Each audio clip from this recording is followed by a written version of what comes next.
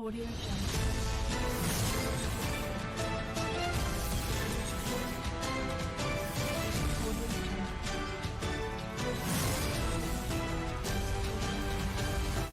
ಆ ಬೇಡಿಕೆಗೆ ಸರ್ಕಾರ ಇವತ್ತು ಸ್ಪಂದನೆ ಮಾಡಿ ಏನು ಘೋಷಣೆ ಮಾಡಿದ್ದಾರೆ.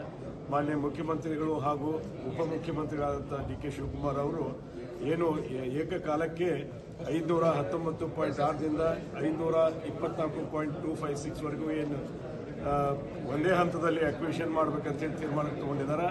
ಹಾಗೂ ಮುಂದಿನ 3 ವರ್ಷದಲ್ಲಿ ಈ ಯೋಜನೆಯನ್ನ ಪೂರ್ಣ ಮುಗಿಸ್ತೀವಿ. ಪೂರ್ಣ 75,000 ಎಕರೆ 3 ವರ್ಷದಲ್ಲೆಲ್ಲ ಆಗಲ್ಲ, ಆಯ್ತು 4 ವರ್ಷದಲ್ಲಿ ಮಾಡಿ.